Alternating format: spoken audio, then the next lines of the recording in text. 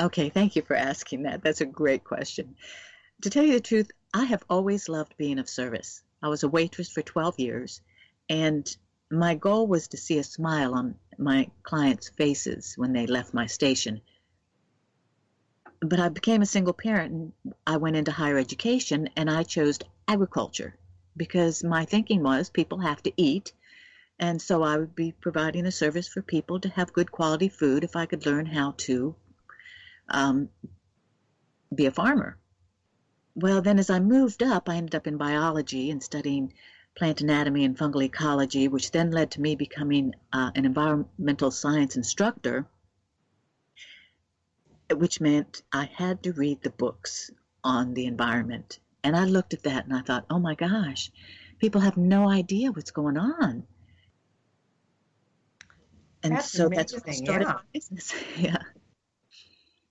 So, I, but you've actually been in the arena of food and so forth because you started out as a waitress and then you went to school and you became a teacher of agricultural really courses, and that led to you really doing a lot of research and finding out that the environment was really in a precarious situation, and that's what led you to do what you're doing now. Is that correct? a little bit of a tweak on that. I didn't teach agriculture. I did teach biology, but I taught environmental sciences, which is um, tectonic plate movement. It is overpopulation, pollution, all the aspects of our environment. When we look out, it's not only the food, but it's where we put our waste. It's the air and the emissions into the air and alternative fuel vehicles and just everything that is all around us at all times. So That was and this in college or was this in high school? it was at a university level. I Oh, was okay. Because I was online. going to say, I certainly didn't know any of these courses were available when I was going to school, and even when I got my doctorate, I don't even remember anything like this being offered.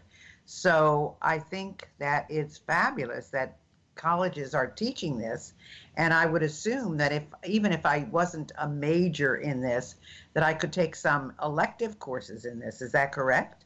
Oh, absolutely. There's green business courses, sustainability courses for your business, the environment, engineering, green building, financial case for green.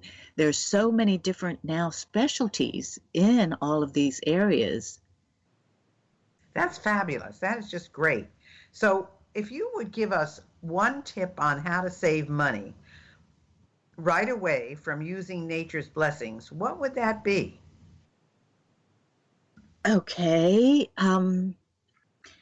one tip that you can use in your house that would help you to lower your utility cost, and that impacts nature because then you need less energy. So then there's less exhaust going into the air. But anyway, if you go around your house, one big energy zapper is called phantom load, and that's the background energy that electrical equipment is using, your television, your radio, your microwave. If you were to install a surge protector on all of these and then turning them off or putting a timer on them, they actually have surge protectors with timers on them to regulate that to where if you're not home, if you're working, if you go on vacation, if almost anything, when you're not using them, to turn them off all the way. You can lower your electrical costs by 15 to 30%. Wow, I mean, I have heard this, okay? I have heard this, and um, but I have to tell you, I have to admit to you, I do not do this. I mean, I do turn my computer off, and my televisions are off, of course, when I'm not here.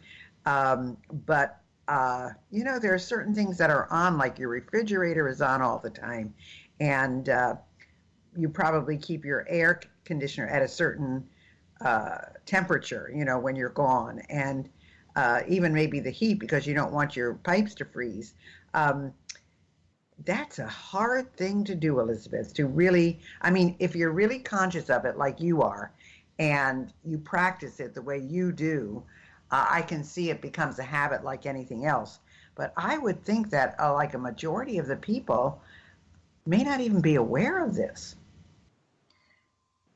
Absolutely. Absolutely. And it's amazing where people look at their utility bill and they go, oh my gosh, how are we doing? How are we using all this energy? When, it might be $100, but they can reduce it down to $70, which takes the responsibility off of them by installing these surge protectors with timers on them.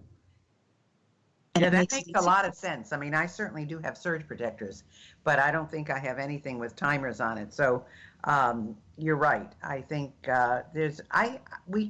so what would you say is the best way to educate the public? I mean, we're talking now on how to live regret free.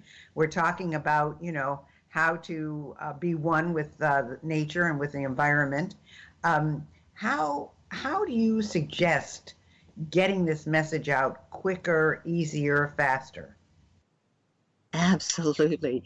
Yes. And you're doing that, Gail. I'm really, really uh, grateful for you for doing this show because you're getting that out there. So, exactly that, a radio show that focuses on green. There's actually one where I heard of in Arizona. It's called Mrs. Green's World, and it's all about the living environment. And supposedly she has a really big following. And so what I do in social media is almost every day I post a picture and I put something of green in the picture, a little saying or something. And one thing that I came up with, which I found interesting, that in the Bible, there is a phrase that says, listen to nature, listen to the birds, listen to the trees, and let them talk to you. And that's the spiritual aspect. Yeah, it is. It really is. So if people wanted to find out more about what you do, Elizabeth, where would they go? Do you have a website? I do have a website. It is Dr. Dr. Elizabeth, ELIZABETH Armstrong, ARMSTRONG.com.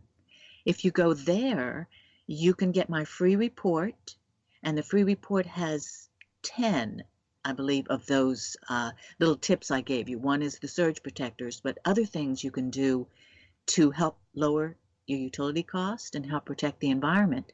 Or you can send me an email to Dr. Liz Armstrong, DrLizarmstrong @gmail.com. Fabulous. Okay. So here we have it. We have drelizabeth.armstrong.com, and we have email is drlizarmstrong@gmail.com. If you want to know more about, what the Green Genie does and what you can learn to be more environmentally friendly, to become more one with nature, and to really protect all our living creatures who live outside. Um, I think she's got a wealth of information for you, and I know there are some of you out there who are very concerned about the environment and how we live, and I know that's really, really important. We have just a minute left, Elizabeth. Is there anything we haven't talked about that you think you would like to tell our audience? Well, okay, real short tip.